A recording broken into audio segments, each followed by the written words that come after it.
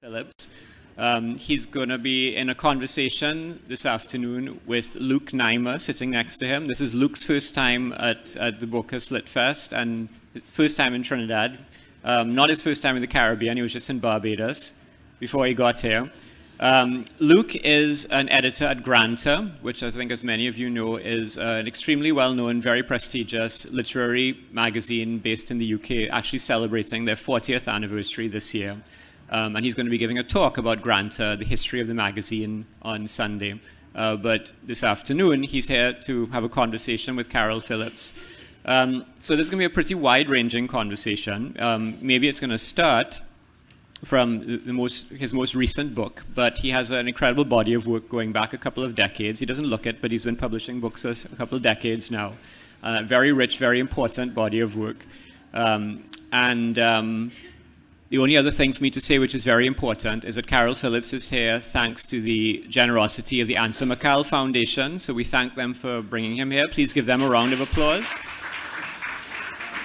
As you may know, he's a past winner of the Anthony N. Sabga Caribbean Awards for Excellence in the Arts and Letters category. So he's back here just to be at the festival, but also as a past laureate of the awards. So I'm going to hand over now. Please, a round of applause to get them started, and we're going to have a great conversation. All right, thank you, everyone. So I feel like when you pick up a kind of Caryl Phillips novel, there are certain themes that are unmissable.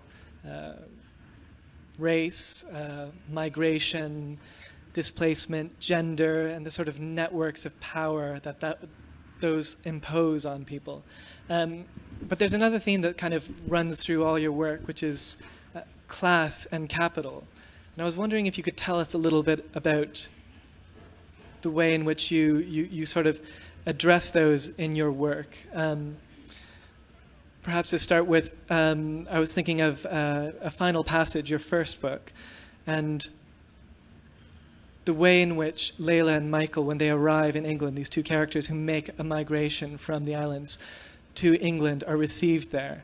There's a kind of very overt racial racism that's kind of there, and they're sort of put in a certain box, but at the same time there's a kind of pressure they're subjected to in terms of capital and class. Like, they don't have the funds that allow them to support the life that everyone else is having. And that's sort of, it's there, but it's slightly under the surface. And I wonder if you could tell us a bit about that. Yeah, I will. First of all, I want to thank Nicholas and everybody at Bocas, and I also want to thank Raymond and the foundation for inviting me here, and Luke. I asked Luke not to tell me anything he was going to ask me. Yeah. So I'm stuck. Sorry, that was the starting the hard. thing. No, the thing about class is it's deeply connected to British society, and I grew up in Britain. It affected the migration of West Indians to Britain profoundly, because if you read a book, for instance, like if you read a book like E.R. Braithwaite's To Sow with Love, the Guyanese writer, one of the underlying themes of that book is he was a middle-class West Indian migrant who nobody recognized because they couldn't see further than his skin color. Whereas if you read a book that came out a couple of years earlier, The Lonely Londoners, it was just assumed that everybody in Salvon's novel was working class. Now, not every migrant from the Caribbean to Britain was working class. So the vagaries of class and the way in which class relates to race is very complex in British society, and it's something which ensnared my upbringing, because I grew up in the north of England in a decidedly working class environment.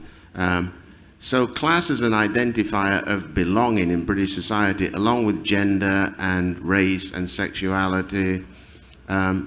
has always been something I've been cognizant of and aware of, but specifically through the eyes of Caribbean migration, it's always, again, bedeviled. So many West Indians have arrived in Britain and found themselves pigeonholed without any understanding that there is class in the Caribbean as well, and they're not all the same. So it's a kind of long-winded answer, but yes, I'm always thinking about class and capital, obviously, because the vast majority of migrants found themselves going for work. And, what do migrants need anyway? In any society, they need a job, they need a roof, and they need education for their children, and these things cost money.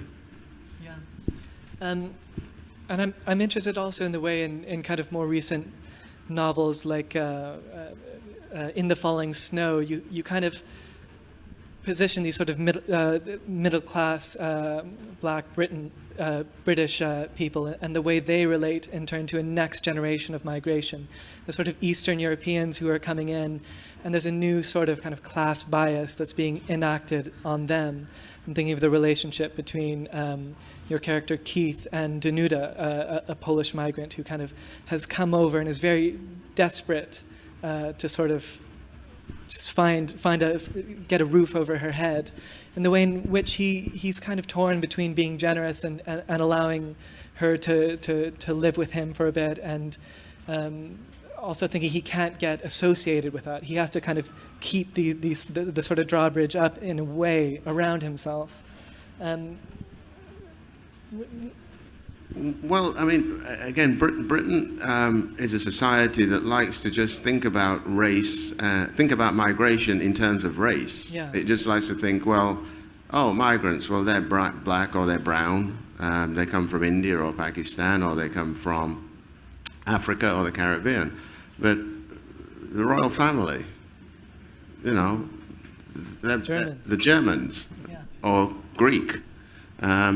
Britain has always been a migrant society, and the new migrancy in Britain obviously is largely from Eastern Europe, and it's very complicated because what migrants often do as they begin to assimilate is pull up the drawbridge or pull up the ladder after them. That's part of the process of migration, and so I think that's why that particular character is torn to reach out some kind of understanding to a new immigrant, a Polish immigrant, but at the same time wants to secure his own place in society by not being too open. I mean, it's a very common conceit of how migration works, but of course, as often is the case in Britain, things are presented to you rather simply through the singular and not particularly helpful lens of race only. You see nothing if you look at the world through the lens of race. You can't see anything.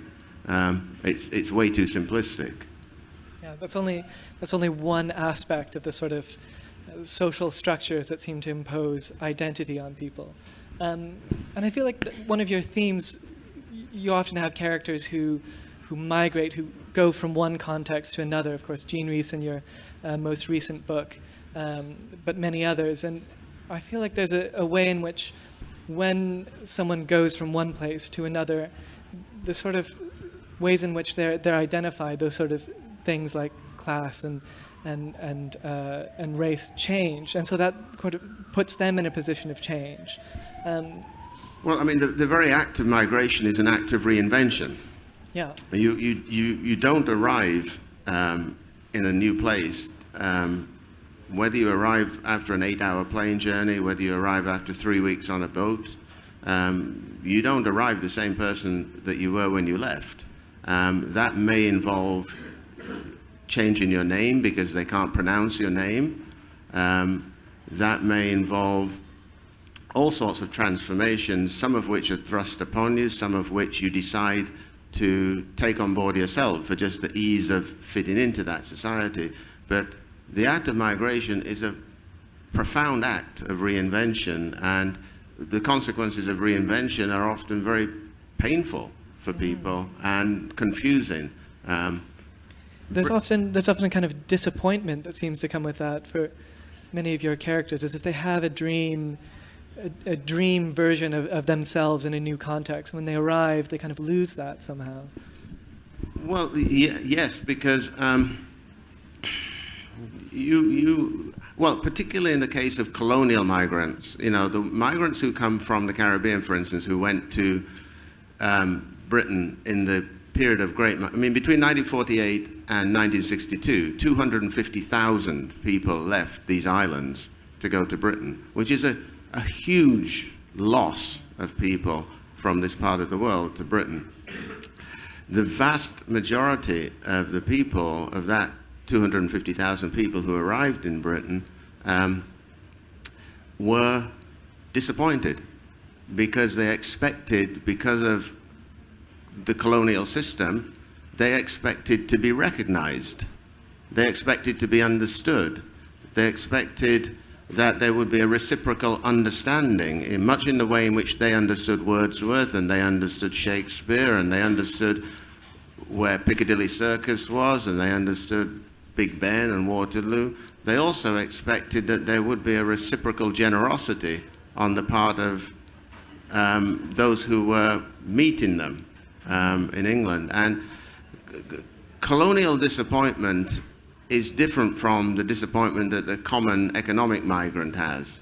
It's a profound blow to the soul, and that's what underpins what I think is a truly great novel, The Lonely Londoners, because it's a novel about grief. It's a novel about being in love with a place that you realize doesn't love you. Yeah. And yet it's a profound love that you can never shake. Yeah. Because if you shake that love off, you're losing a part of yourself. That's the plight, I think, of the colonial migrant, which, as I said, the economic migrant, the political migrant, nobody expects to be recognized. You expect to get on with things. But colonial migrants, they have a whole different burden, I think. And I think West Indians in particular felt that much more powerfully than those who came from the Indian subcontinent, because they arrived with the English language, they arrived with Christianity. They were not even vulgar enough to offer up another language, so why wouldn't they be accepted? Yeah, and I think that phrase, being in love with a place that doesn't love you back, that sort of perfect encapsulation of the way you depict Jean Rhys in A View of the Empire at Sunset, except working in the opposite direction. She's kind of in love with Dominica, and the whole book, you framed it around this return journey she makes.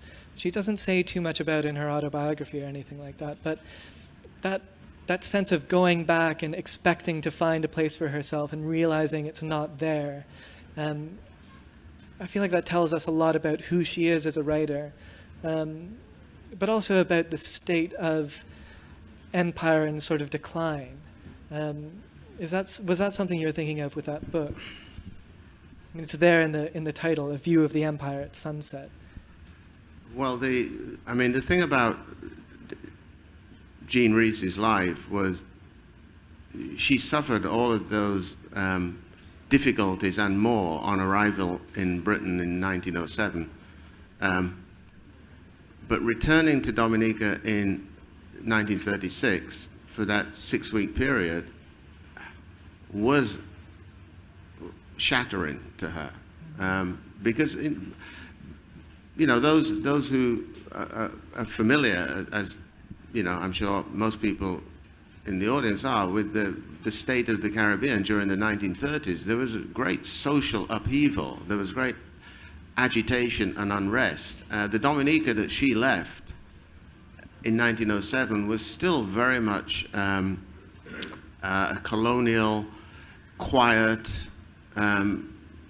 largely underdeveloped backwater, even within the Caribbean context. The Dominica she returned to was full of agitation and unrest, as was the case throughout the region. Sugar workers were on strike, etc., etc. So there was, to put it bluntly, there was attitude from the Negroes that she was encountering when she went back in 1936 that wasn't there or she wasn't aware of it when she left in 1907. So I think there was a kind of profound social/racial disappointment that she felt. Also, she was looking for Dominica to rescue her from the misery of England, looking for a place to actually do that work. Much in the same way as when I've been in Africa, in West Africa, I've seen it dozens of times, African Americans arriving, somehow looking for Africa to rescue them from the sense of psychic and emotional turbulence that they feel in the United States of America. But it's, you know, it's not the job of Ghana or Senegal to do that any more than it's the job of Dominica to help her come to terms with England. You know, countries don't do that for you. It's a sort of displacement of that work, kind of shifting of that onto a concept rather than...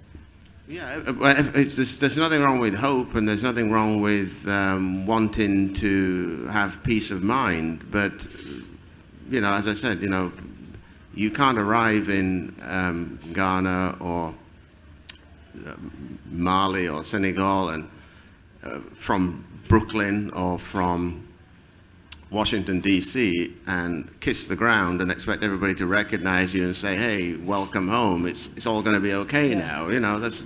Just doesn't happen like that. Yeah. But I do respect the desire in people to be rooted and to feel at peace, you know. And certainly if anybody deserved to feel at peace, Jean Rhys did, after what she'd been through in England and Paris. Yeah. Is there a sort of naivety in that sort of desire for all your problems to be swept away? I'm thinking of this line that you give her when she returns to Dominica. She says to her husband, "Why don't they like us?" Kind of looking at a Negro couple who, as you put it, who are having a nice time, but she feels totally outside that. And that's a line I think you've probably taken from her autobiography, because in that she says the same thing. This is something that came to her again and again as a girl. Why don't they like us? And she couldn't quite understand that. That sort of, there's almost something kind of innocent. That was the line I used to say growing up in England. Oh, really? Okay. So it's, you know, it's not just hers. No. Yeah. I mean, that's the title of my autobiography, you know. Yeah. Why don't they like us? But, I mean, that's what I mean when I say that I respect the desire of people to feel that they want to fit in and they want to be comfortable and they want to be at home. It's an utterly reasonable gesture, you know, desire to feel that sense of peace and that sense of being recognized. You know, people want to be recognized in their full complexity, but societies have a way of reducing you. And they do it in all sorts of insidious ways, as I said, often beginning with one's name. You know, the number, you know, if I had $1 for every time I've been called Sunshine, really? You know, I'd be doing not so much anymore.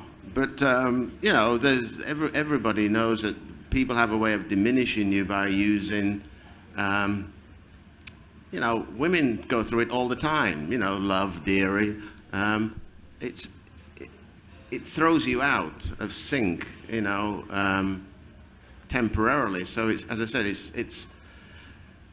it's something which people are always maneuvering and trying to find the right terminology, the right sense, but it all boils down to this. You want to be recognized for the full complexity of who you are. You don't want to have to do that most damaging of things, which is traduce your own identity in order to accommodate somebody else's myopia. That is the worst thing you can do to yourself. But some societies impose that pressure upon you with a greater degree of vigor than other societies. Yeah. Britain's particularly good at it. Yeah. From that, what do you make of Jean Rhys's writing? It's sort of, you know, it's always very closely tied to her own life. There are tinges of autobiography in it through everything she's written. If she was writing now, we would call her an auto-fictive writer, I'm sure. And there's something she said about I think a novel has to have shape, but life doesn't, and that's what's changed her accounts of herself into a novel rather than being bits of memoir. Well, she said writing saved her in the same way as many writers are saved by the act of writing, because what writing does is it imposes a shape on life, because there is no shape to life. We're always struggling to make a shape for our lives, but we know we'll be defeated. But writing does impose a shape on life, and when a life is as chaotically falling apart in the way in which her life was falling apart, being able to revisit the really primary hurts that she felt and impose a shape upon them, I think enabled her to endure. So writing saved her, I think, and we're lucky, we're extremely lucky to have the evidence of a writer who I still think is hugely underestimated still. Hugely. Certainly, yeah. I want to read a line from your book back to you, kind of about her writing. I think it kind of speaks to that. You say, how was she supposed to write if she didn't hide things? Life hides things from her, people hide things from her, and in her quest for clarity, she in turn hides things from herself. And I think this speaks to the way in the book you show us one side of Rhys, Gwendolyn as you call her, where the sort of the writing, the tempestuous, the bouts of drinking, the sort of savagery, that's often the wings a little bit. It's kind of not, perhaps hidden, if you like, but it's also there, and it's very clearly there between the lines. Well, I wasn't really interested in her as a writer when I was writing, so it's not biographical in that sense. What I was interested in is the interior dereliction of the person, because that landscape, that emotional landscape, enables her to write. But before I understand her writing, I have to understand the topography of hurt and shame. And that's all I'm really interested in anyway with Hurt and shame. Hurt and shame. Well, with any character, you have to know, you can't write about anybody unless you know what keeps them awake at night. You know, you need to know when they wake up at 3 o'clock in the morning, why are they waking up at 3 o'clock in the morning, and what are they thinking about? If you don't know that, you don't know the character. So you have to find a way of getting close to the things that disturb them that they cannot talk to anybody else about. Because if you can't reveal that, you're basically writing on the surface. So I don't need to know about Jean Rhys as a writer. I need to know about Jean Rhys as a person who could not cope with certain aspects of her life and why she couldn't. So anyhow, you know, the other thing about Jean Rhys as a writer is she's written it all herself anyway. So there's no reason for me to rehash that. It's the hidden, as you say, it's the hidden stuff that I had to try to reimagine. And as a writer, how do you do that? How do you get close to that hidden Jean Rhys? I mean, but you've done work. You've done this sort of research.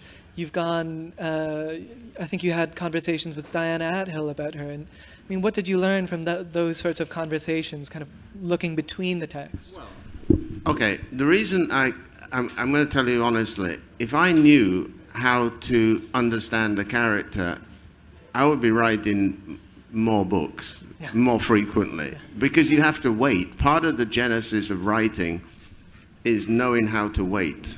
You know, the gestation period for a literary writer is usually anywhere from 3 to 5 years for a book. That's not because we're lazy.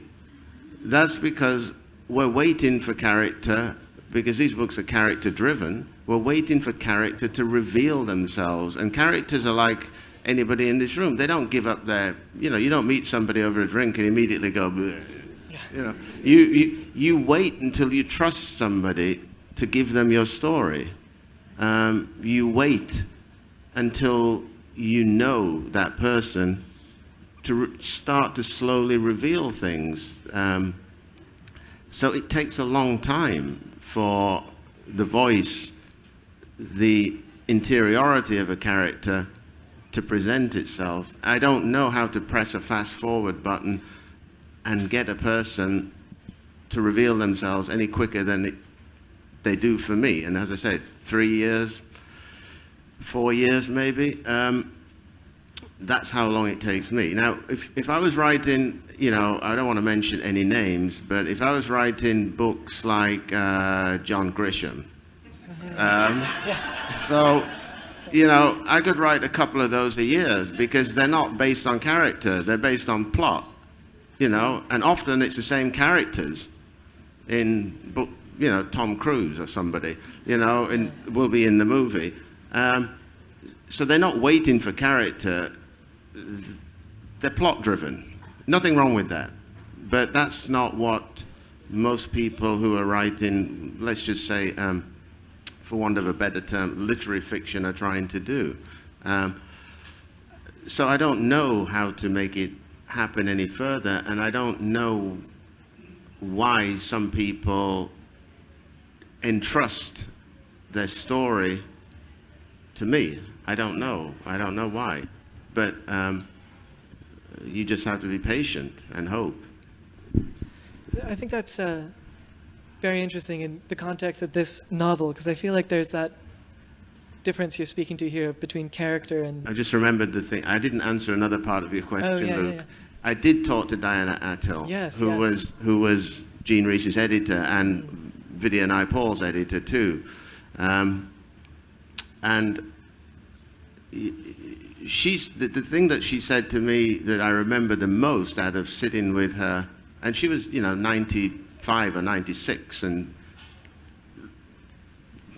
certainly more lucid than I was, in the conversation, and she listened and I asked her questions about working with Jean Rhys and then she eventually just looked at me and she just said, listen, she was the person that is the most useless at life that I've ever met.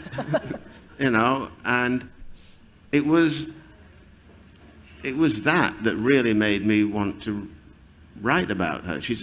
Because out of being useless at life, she made art that will endure. She made the shape out of that uselessness in her own life. She made great, great art. So Diana Attell had other things to say, obviously, about her, and she certainly had other things to say about Vidya Naipal, but we don't need to go into those at the moment. Don't need to do that just now. I have one other question about that book, which relates to the sort of the way you use a third-person approach, and I think in a way that quite clearly flags this as a novel, but at the same time it brings in a sense of the authenticity of her life and the sort of non-fiction element of that. And I'm thinking of this scene early on where you show us Gwen, Jean Rhys, going up into her mother's room and looking at these photographs. And as she's looking at the photographs, you're describing them in a way where the narration, it could almost be you looking at those photographs, or it could be Gwen, and there's a sort of a sense of you coming into the text a little bit. And is that something you're thinking of as you're writing, or does that kind of just come through? You're shaking your head. I don't remember that bit, but I don't want to be in the text. So I'm not saying you're wrong, but I don't want to be present. Why not?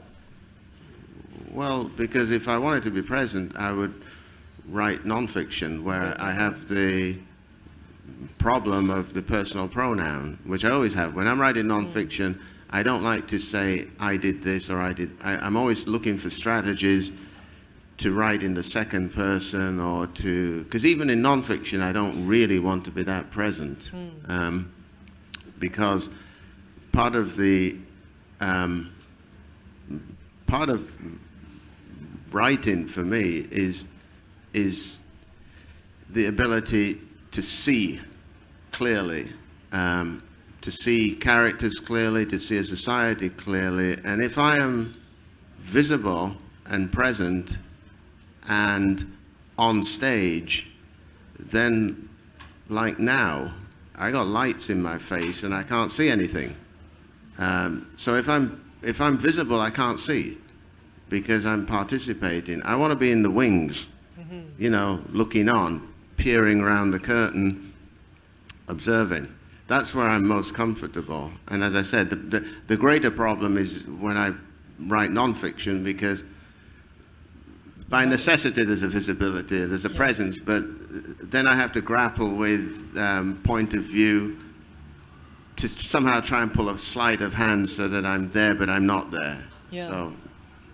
But yeah, I mean, that's interesting in the latest novel, because it's so close to nonfiction. It's so close to a biography of her. And I'm interested in your decision to write it like that as compared to the book before it, The Lost Child, which also speaks to one of your influences, Bronte. And I think you said before you wanted for a long time to write about Bronte in the North. And the way you did that was much more clearly fictionalized. And you take a character, you take Heathcliff, and you kind of show us another side of him, and then you have a sort of fictional apparatus beside this. And yet here, where you're so close to the territory of straight biography, and yet Yet a lot of what happens in the novel is imagined. Exactly. So yeah. it's not. There's certain factual things that you can't get around the fact that she left Dominica, she went to St. Lucia, or she went to Barbados on the way to England. Her father came with her to Barbados, saw her off on the ship. She went to England. When she came back, she went to St. Lucia before she went to Dominica. And so there's certain factual things you have to, she went to Paris. I know where she lived in Paris. I know what hotel she stayed in. I know what street. I know what bars she drank in. So there's certain facts which it would be irresponsible with such a public life to ignore these facts. But where there are no facts are around what she felt. That's not factual. That all has to be imagined. So the vast bulk of it is imagined. She is so elliptical as a writer. I was looking at her autobiography, and one of the things the way she describes having an abortion is, she said, I had around that time an illegal operation, and that she just kind of skirts around these things which are clearly so central to that moment in her life. So there's quite a lot there to explore, I suppose. I actually didn't read the autobiography. Really? Yeah, the autobiography. I didn't read it. I mean, I had read it years ago when it came out first, but I didn't reread it because I thought I didn't need to. Because I was going to imagine it. Yeah. So that didn't seem necessary to look at Smile Please again. And I spoke to, I could have spoken to other people, but I only spoke to one person who knew her, which is Diana. Subsequently, I did meet her granddaughter.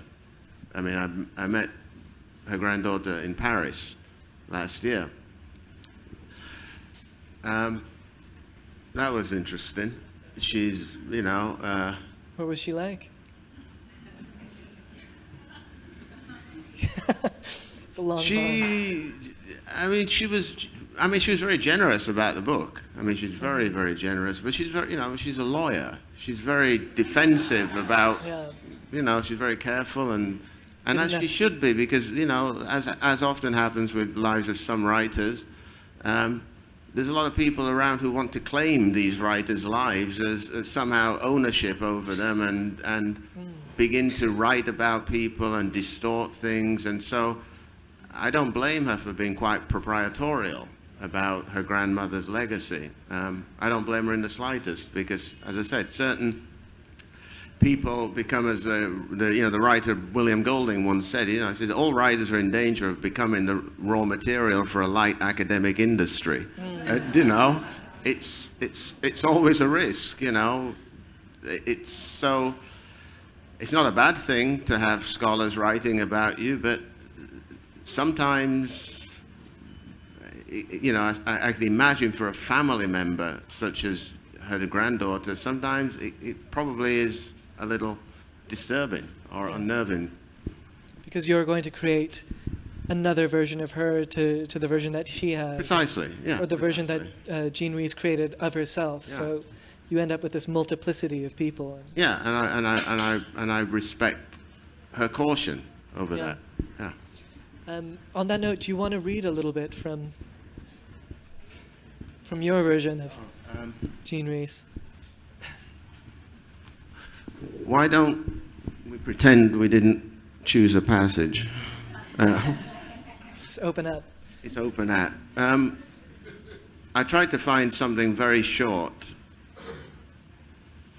And when she was on the ship, when she was on the ship coming back to the Caribbean with her then husband, she was drinking a lot on the ship. She was very, very nervous about what this reconnection to the Caribbean in 1936 was going to be like. She'd been away for, 30 years nearly, and had a lot of hopes invested. So she was wandering around on her own on the deck of the ship, looking at people, drinking, leaving her husband alone in the cabin and so on. So this is just a short passage called Other Women. This morning, there are 2 other women sitting out on deck. She said a polite good morning to them both as she took up her seat, but received only the briefest of smiles in response. The bird-like younger one with plucked eyebrows, who is dressed in a navy blue twin set. She's easy to sum up.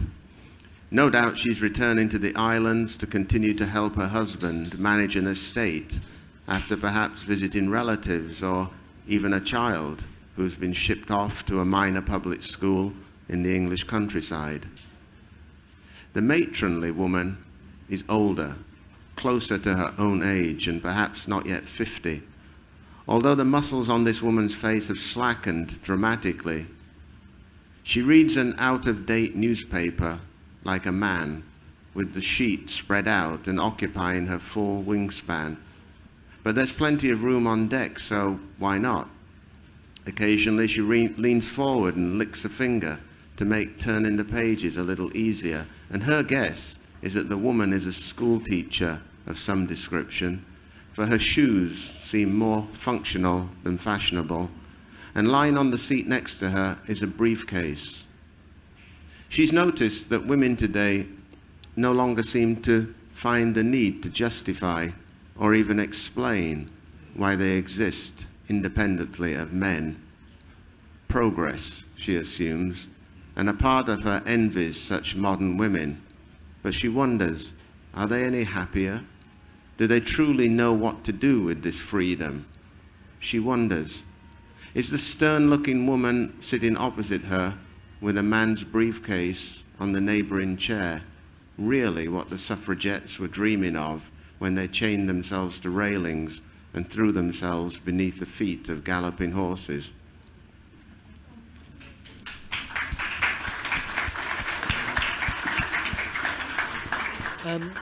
On that note, I think it's time for us to open up for questions. So if anyone has a question for Caryl,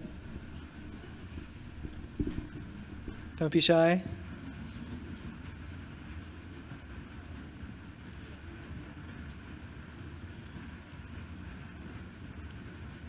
Over here.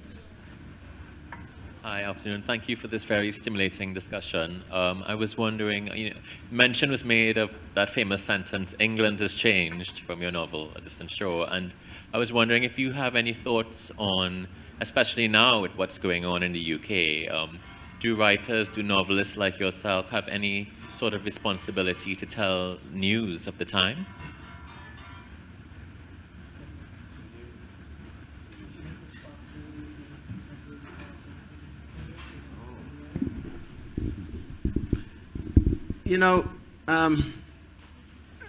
I can't answer for other writers. Obviously, every writer has a different register of what they can, and I feel saddened because it remains to me, I mean, I've said this before, it remains to me a country which is reluctantly post-colonial but stubbornly pre-European. And that's not a good place to be, and especially for the next generation. That's not a good place to be for young people. That clips the wings of the possibility of flight, growth, learning. So yeah, it saddens me. And yeah, England has changed, and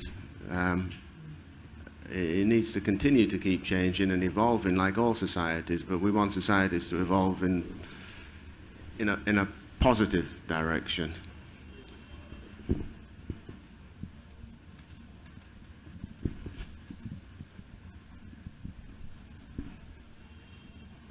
You talked about a sense of comfort that people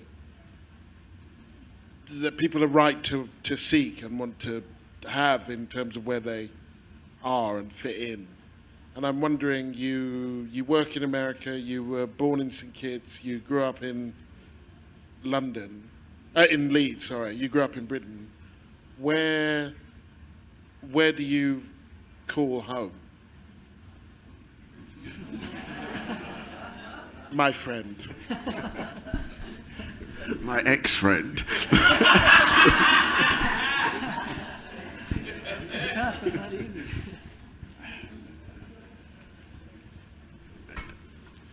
You know,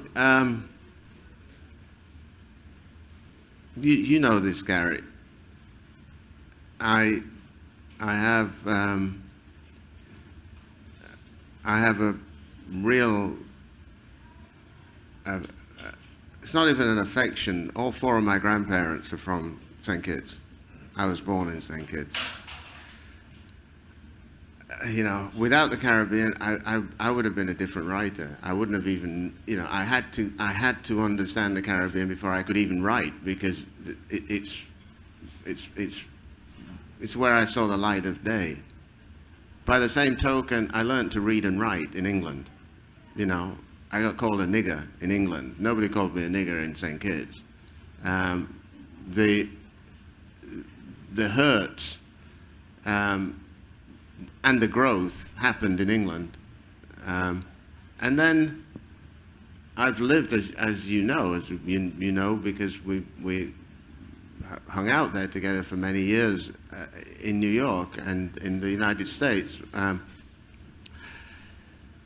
And I went to the United States initially for 1 year, and I wasn't sure whether to go. So I called Linton Kwesi Johnson, and I said, Linton, I want to meet CLR James. And he said, sure. So he took me down I went and met him in Railton Road, and I remember going up to see CLR, who was watching cricket, and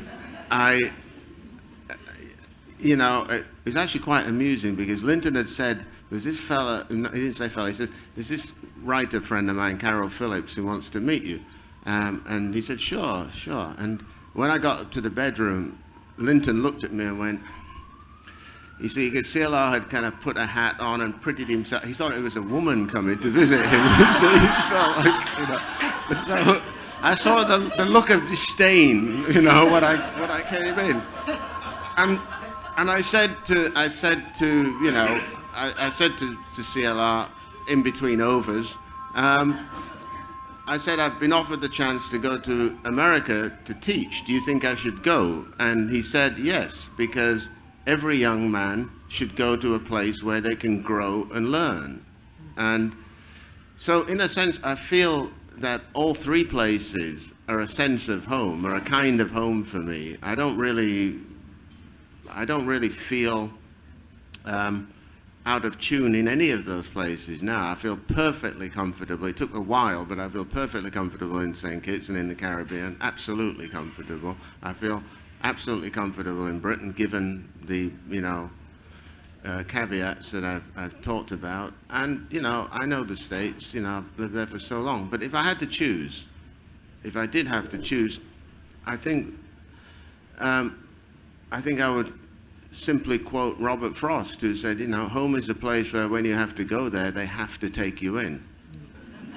And I'm not going to choose, because I don't know which one of those places would have to take me in, or would want to. I don't know.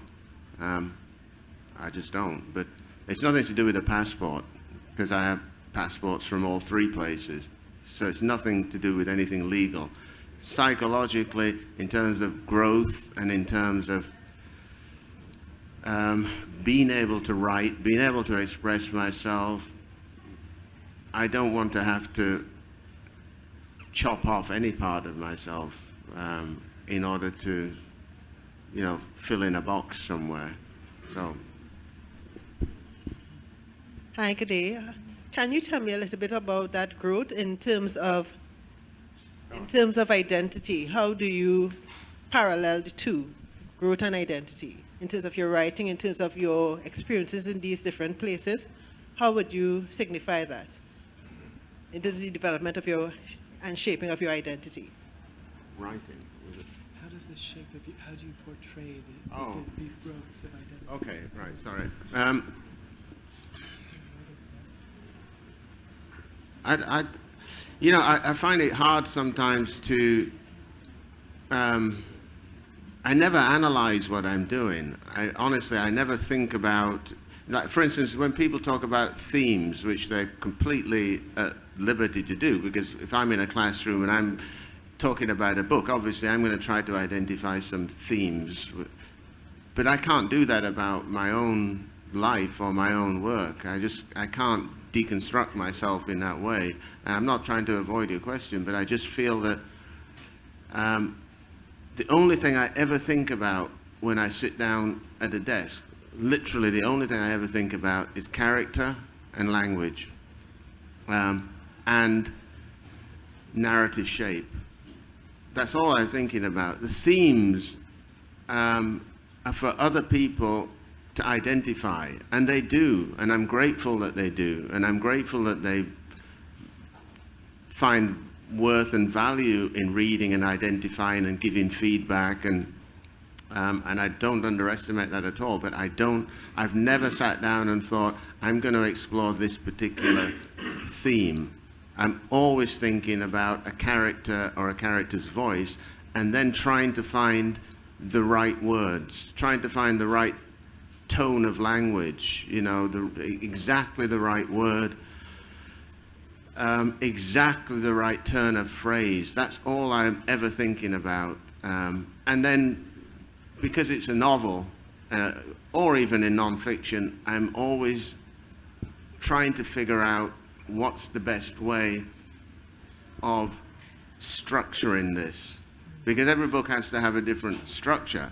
There's no, that's, again, I'll come back to Selvon, not just because we're in Trinidad, but, you look at The Lonely Londoners, part of the genius of that book is the structure of the book. The language, but the structure. And the structure of it partly came from Eliot and Joyce. And that's what writers do. They read voraciously because they're looking at structure and they're looking at language and they're looking at what they can utilize for their own work.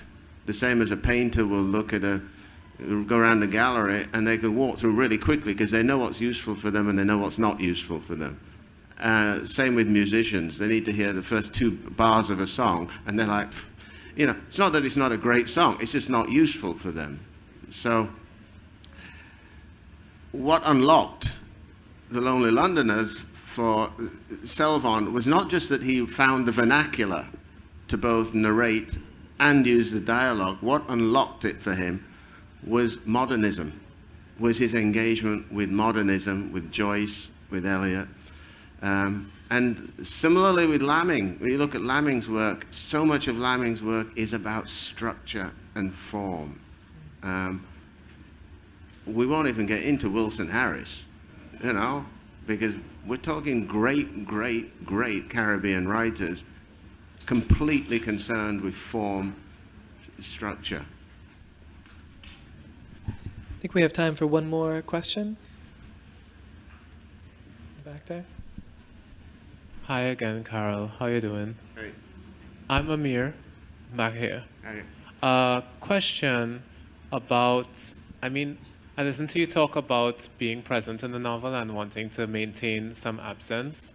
I'm going to fight you a bit about that because I feel like some of the most formative novels for me as a Caribbean reader, stuff like Jamaica Kincaid's work, Naipaul's work, Edwidge Danticat's work, they all emphasize the presence of the author in some sense.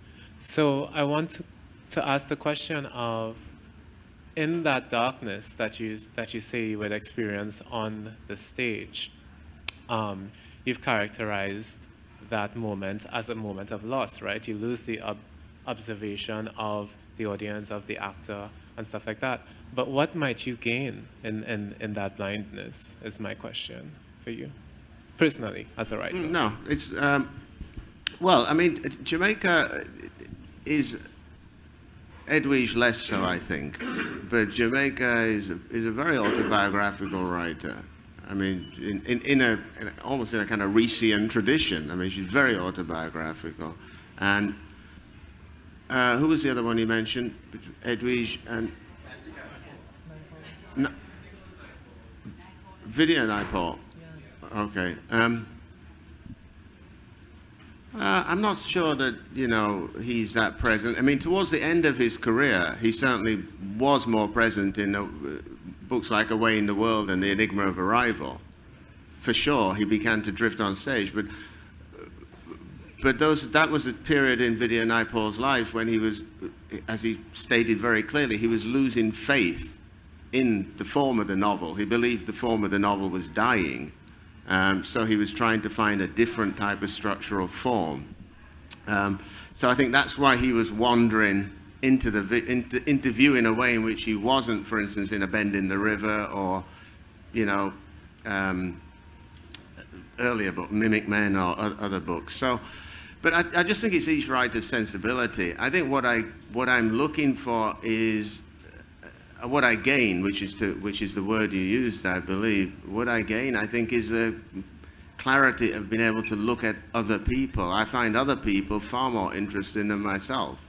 You know, I'm interested in other people's lives. I began at university studying psychology because I was interested in other people's lives and realized I was useless at it, but switched to English, because that's another way of looking at other people's lives, whether they're called Tessa the D'Urbervilles or whether they're called Anna Karenina, whether they're called, you know, Madame Bovary. I'm looking at other people's lives all the time. Well, on that note, I think that's all the time we have.